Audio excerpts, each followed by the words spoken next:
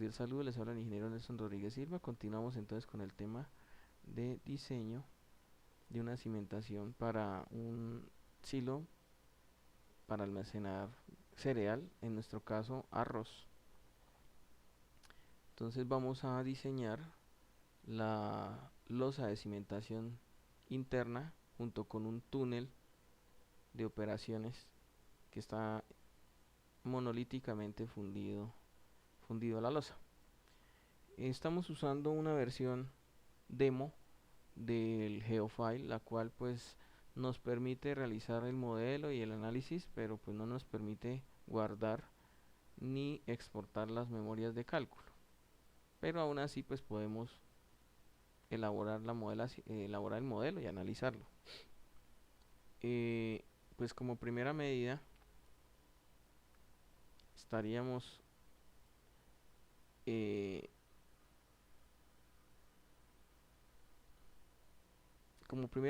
pues lo que hay que definir es la configuración inicial, ¿no?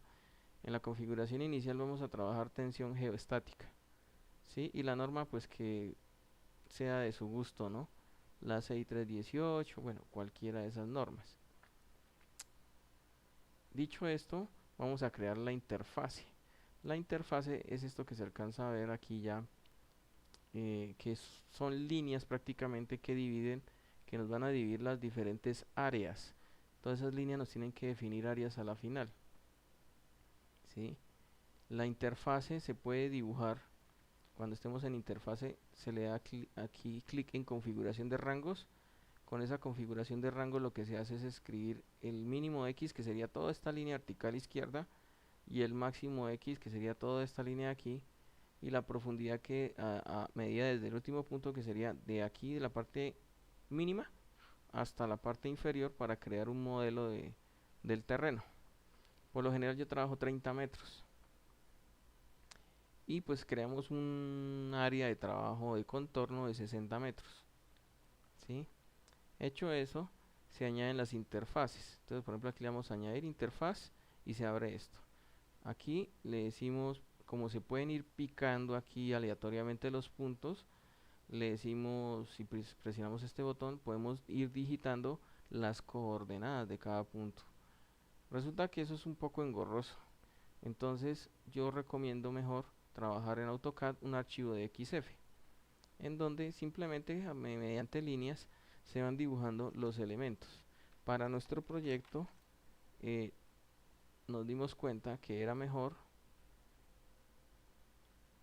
trabajar, a pesar de que sabemos que en el centro hay un túnel, trabajamos todo el modelo sin el túnel, que después ya se haría con posterioridad. Entonces estos son solo líneas, líneas, líneas y polilíneas también. ¿Mm? Cerrando todos estos mire, esta es una polilínea que cierra va a representar el elemento en concreto y las diferentes capas. Subbase, crudo, en la otra capa de crudo, y ya sería el terreno. Entonces, así como está, se guardó el modelo, obviamente con sus unidades UN-Enter en metros, ¿no? Archivo, guardar como DXF. DXF. Y finalmente, pues se guardó el modelo. Acá lo que se hace es ir a archivo, se va a archivo y importar.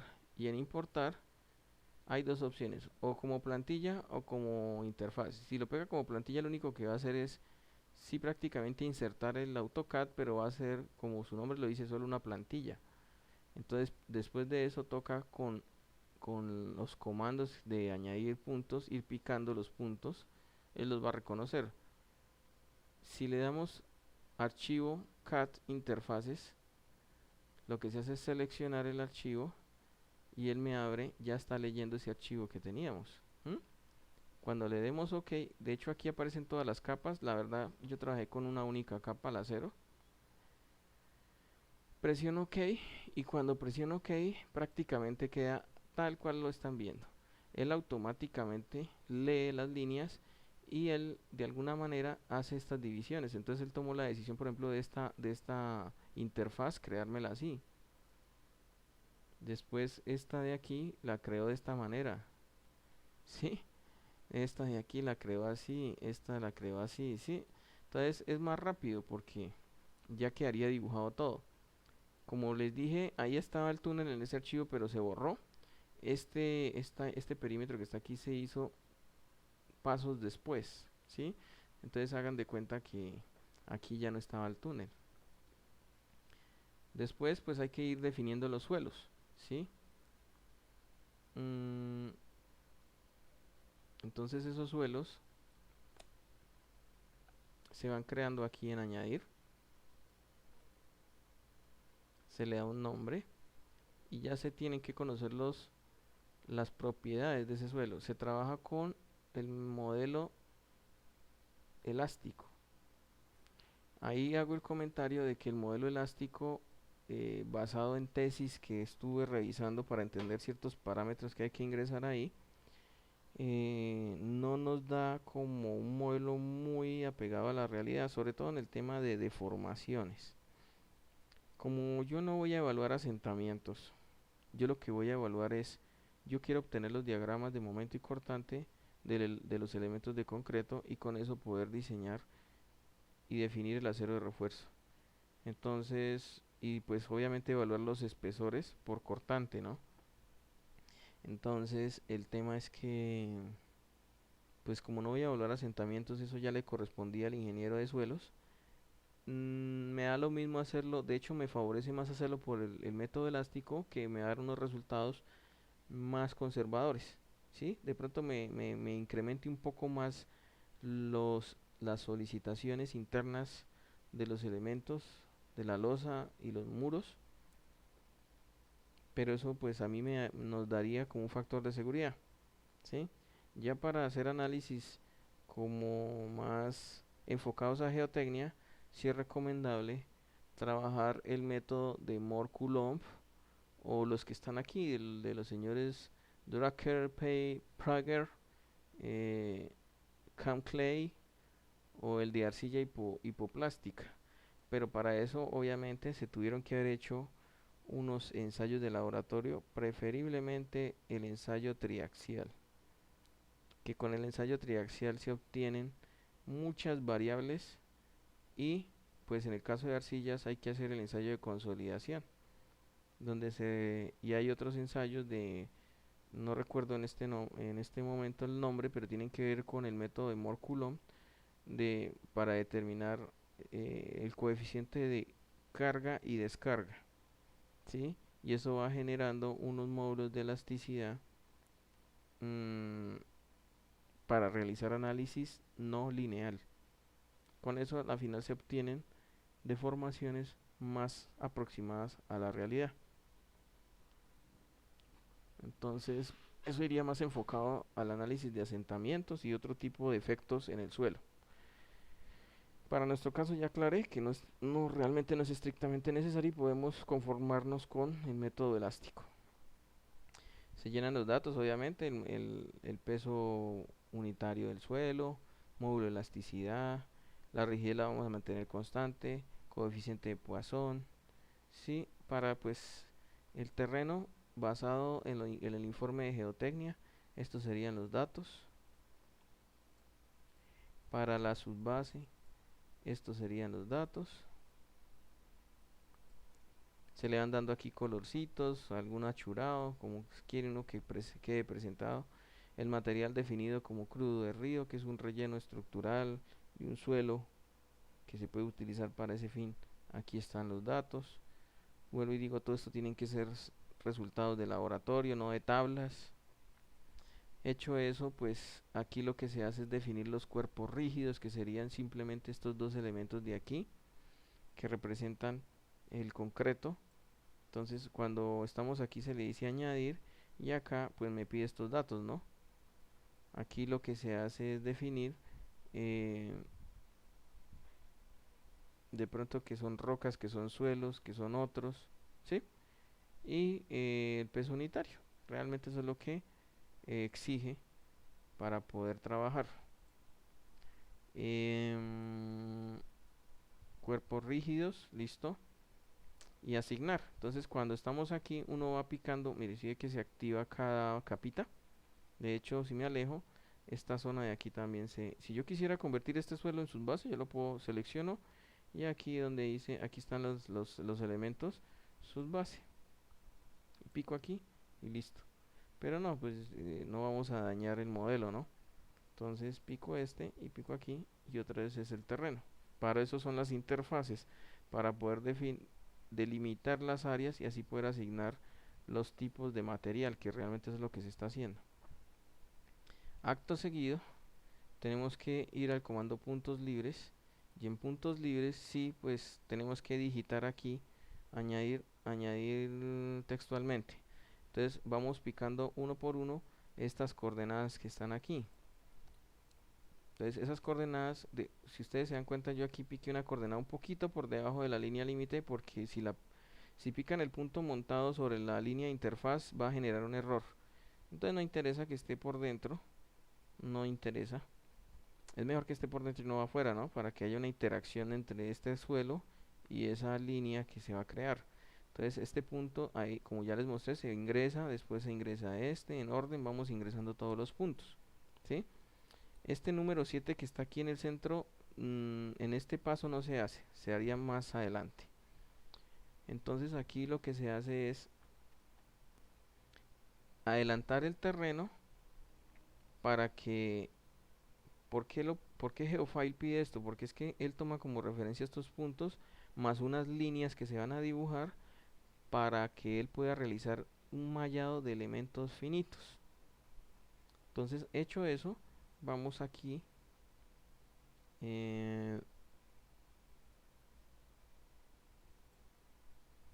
a generar líneas libres. Y con las líneas libres, ahí sí ya, pues de forma libre, añadir gráficamente uno va, si le doy aquí añadir gráficamente, entonces yo puedo picar aquí en cada uno con simplemente moviendo el cursor y el clic izquierdo y vamos dibujando las líneas que conforman tanto el túnel como la losa. Por eso es que en AutoCAD no se dibujaron. O yo les dije que no, pues ahí en el modelo que les dije, pues teníamos que haber borrado. Este no iría así, sino así. Bueno, hecho eso, vamos aquí a generar malla, ¿sí? Y él aquí se presiona este botón y él inicia un proceso de mallado. La malla que inicialmente generó era así de gruesa como esta que se ve aquí afuera, ¿sí? Entonces, hecho eso, volvemos acá a puntos libres y ya podemos picar este punto central, lo más central que se pueda, no tiene que ser exacto en la mitad, ahí en el centro, donde va a quedar el hueco. Y venimos aquí en refinado de puntos. Entonces él me da la opción de venir acá, ¿sí? Aquí le podemos decir añadir textualmente el radio y la longitud. La longitud se puede definir en punto 20, de hecho aquí está así. Si yo pico aquí, es este puntico del centro, o sea, este radio está correlacionado a ese punto, ¿no? O le puedo decir aquí añadir gráficamente y pico acá y ya me deja la opción para poder escribir, ¿no? Y ese puntico tiene 10 metros de radio y tiene estas seccioncitas de 20 centímetros.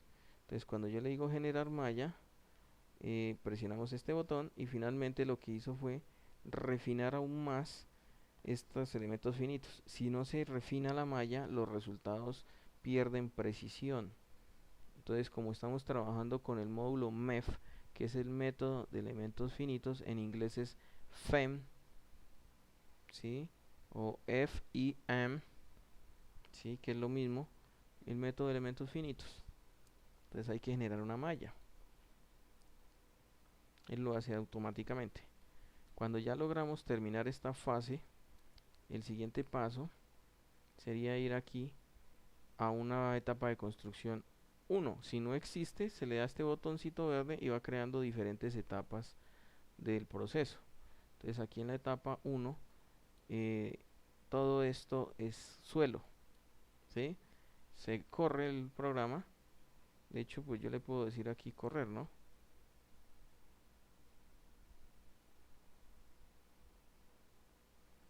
Se demora siempre un poquito porque estos procesos son largos. Cuando se hace análisis no lineal con el mórculo, mucho más se demora.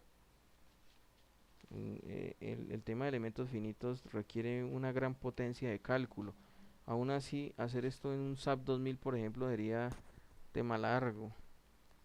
Entonces aquí, como se darán cuenta, no aparece el túnel, porque es que se supone que después se va a excavar. Realmente así no se va a construir. Lo que se va a hacer es primero construir el anillo externo, después se va a rellenar obviamente hasta este nivel, después se construye el muro, se rellena, se compacta, se funde la losa, todo monolítico y ya. Entonces no se va a excavar en el centro, o sea, no se va a rellenar y después a excavar. Pero pues en este programa lo hicimos así porque es el proceso como tal que nos convenía mejor. Listo. Hecho esto aquí, creamos aquí con este botón una fase 2 TIN. Entonces ya aquí estaríamos en una fase 2 de construcción. Y lo que se hace es, aquí donde dice actividad, es decirle al programa qué vamos a hacer. Y aquí donde dice inactivo, lo que se hace es venir y seleccionar esta área y pues obviamente este pedacito también porque la interfaz pasó y automáticamente damos clic izquierdo, se marca de rojo. Si yo llego a marcar aquí otra área, por ejemplo, digamos cuál, a ver, aquí por ejemplo, yo podría decir, uy, no, vamos a quitar este terreno aquí, entonces ya quedó inactivo, ¿sí? Pero no, obviamente yo no lo voy a dar a inactivo, esto queda activo. Se puede activar o desactivar cada área. Entonces obviamente si yo es inactivo, él va a tomar que existía esto, esos datos ya se corrieron en el proceso 1 y el geofile los va a tomar como base de referencia para poder pues revisar cuál sería el efecto de quitar este terreno cuando ya todo esto esté aquí, ¿no? Y pues acto seguido vamos al análisis. Ah, bueno, y aquí yo creo que en el anterior me faltó un paso. En el punto anterior, aquí en vigas, sí nos hizo falta. Ah, no hizo falta nada. Aquí hasta este paso se supone que solamente es el relleno, no existe nada más. Solo está el relleno y estos dos elementos rígidos. Y ya aquí en el paso 2 sí nos da la posibilidad, seleccionamos vigas y lo que se hace es, él me deja seleccionar cada línea que se había dibujado para darle una propiedad. Entonces aquí se le dice, por ejemplo, yo selecciono esta, ¿no? Y ya me deja aquí añadir textualmente. Por ejemplo, yo le digo aquí que esto va a ser una línea libre. Le ponemos el nombre, las condiciones en los extremos, si va a ser articulado o si va a ser empotrado. Entonces, obviamente yo dejo articuladito uno extremo y el otro sí va a ser empotrado porque él va a continuar, se va a unir al túnel, ¿no? Entonces este nudo tiene que quedar empotrado. Muro rectangular, de estas opciones muro rectangular y aquí hormigón, ¿sí? Hay acero, madera y una entrada numérica, me imagino que para un material genérico. Y aquí tenemos un catálogo donde el concreto que corresponde a los de 4000 para abajo es ese denominado C8. Realmente lo que toma es el módulo de elasticidad simplemente. Y con eso, con esta información, bueno, y aquí qué espesor tiene, ¿no? Como es un análisis 2D, solamente necesita la altura. Ya se supone que es de 1 metro de ancho. Con esa altura y estos datos de material, él ya puede definir aquí la inercia, el área, el módulo de elasticidad y el módulo de cortante. Entonces, con esos datos, ¿qué estamos definiendo? La rigidez de la losa. Ya para el muro, pues lo mismo, ¿no? Entonces, cuando le diga yo añadir aquí textualmente, yo lo que voy a poder es aquí lo mismo, muro rectangular, los dos extremos ya son empotrados, el espesor y el material. ¿Listo? Y así sucesivamente. Hecho eso, el siguiente paso sería, bueno, yo ahí lo que hice fue simplemente correr el análisis. Ya aquí ya corrí el análisis. Se estarán preguntando, bueno, ¿y las cargas? Yo no apliqué las cargas. Yo quería revisar hasta esa etapa de construcción qué sucede con el suelo, qué sucede con el muro. Entonces ahí se corre el programa.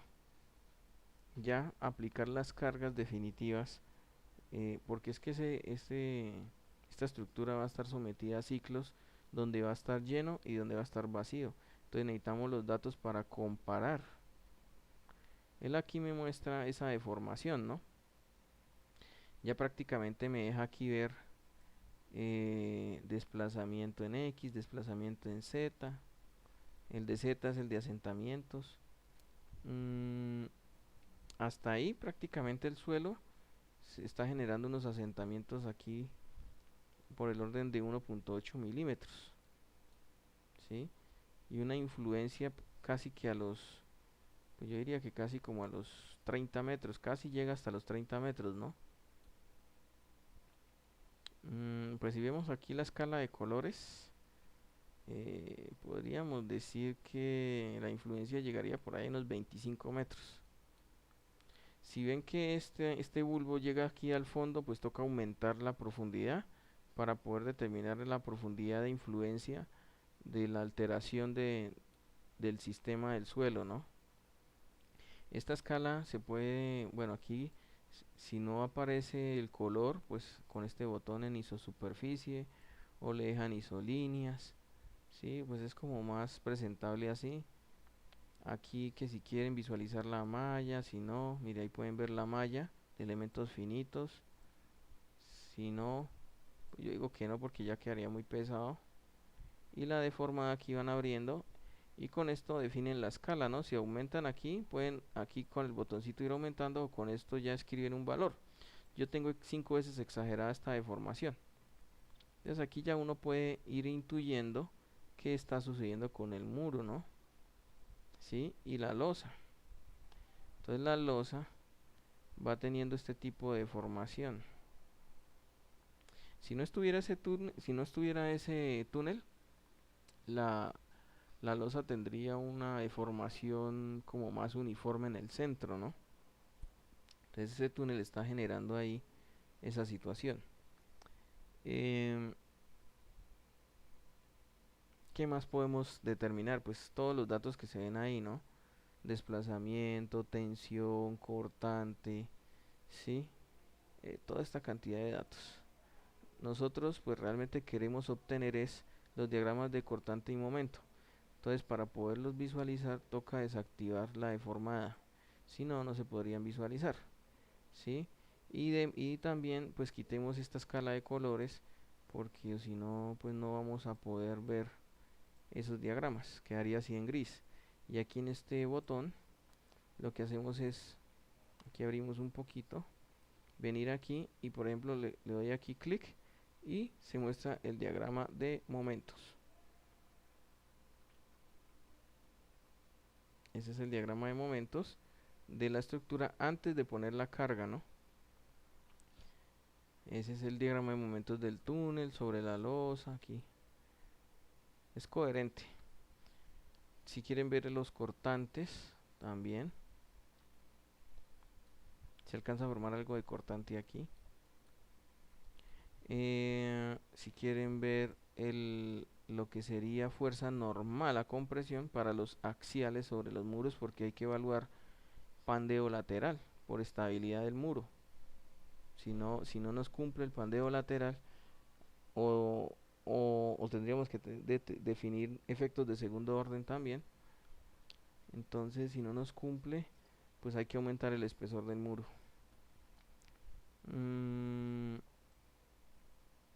Esto de deformación también nos muestra como, dice que deformación perpendicular, ¿sí? Es una especie de diagrama de deformación. Y aquí podemos definir el tamaño de la letra, ¿no? Si aquí aparece por defecto pequeña, que eso casi no se ve, es mejor aquí grande. Y si le dicen ajustar escala, pues les va a mostrar más pequeñita la escala cuando hagan zoom. Entonces yo desactivo eso. Acto seguido, vamos a este botón y creamos la tercera etapa. Entonces en la tercera etapa ya vienen las cargas. Entonces, ¿cómo se aplicaron? De dos maneras. Hay una opción que me deja meter las cargas sobre las vigas. Entonces yo voy seleccionando. Ah, bueno, y hay que desactivar este botoncito para poder trabajar aquí, ¿no? Añadir textualmente. Y aquí lo que le digo es de la lista. Por eso se le puso nombre a los elementos. Ya como tienen un nombre uno ya sabe identificarlos. Y los va seleccionando cada uno, ¿no? El tipo de carga, pues uniformemente sobre todo el elemento. Dirección, pues perpendicular a la viga. Y la carga, ¿no? Y con eso se define cada uno. Yo definí un tramo acá. En el centro, recuerden de que si aquí se alcanza a ver una pequeña diferencia entre esta y esta carga. Eso lo hice porque, como les dije aquí, se genera una triangular. Entonces yo lo que hice fue, en el centro, pues aquí se ve una, no la voy a dibujar de nuevo aquí encima. Ay, me perdonan que no le metí mucho cariño a ese dibujo. Y esta iría un poquito más grande. Eso es para tratar de aproximar ese efecto de, en la realidad, de que se va a generar una acumulación en cono. Algunas veces será más para un lado que para el otro, ¿no? Pero por lo general será así, ya que por el centro es que cae el grano. Y obviamente pues hay más masa en el centro, más peso. Listo. Ahora hay una carguita que llega aquí al anillo exterior del tarro, ¿no? El tarrito. Todo el peso de la parte metálica y el techo y de pronto las estructuras que vienen aquí encima, ¿no? Que alcanzan a generar unas cargas a lo largo del muro y algo de fricción del arroz. Entonces esas cargas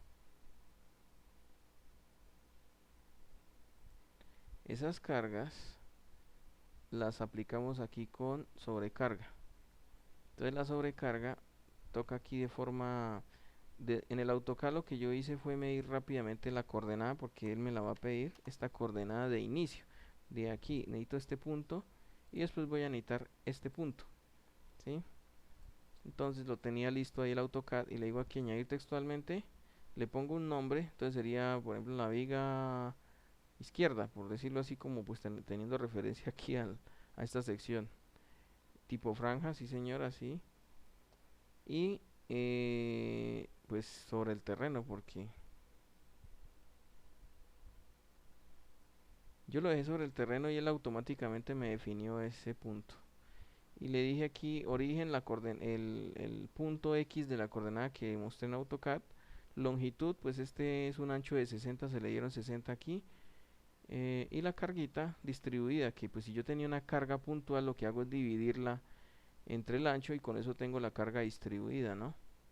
Si yo selecciono aquí, pues nos damos cuenta cómo se ingresó. Este punto está a 17 del origen, ¿no? Del origen total del sistema. Solo tiene una longitud de 60 y esta carga. Y esta otra,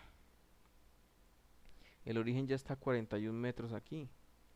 Tiene los 60 de largo y la misma carga, ¿no? Ya con eso completamos el modelo. Lo que se hace es en análisis correr el modelo. Pues como ya se corrió, tocó nuevamente correrlo, ¿sí? Este sí se demora un poco más. Entonces voy a cortar hasta aquí el video y continuamos apenas termine el proceso. Dios los bendiga, nos vemos en el siguiente.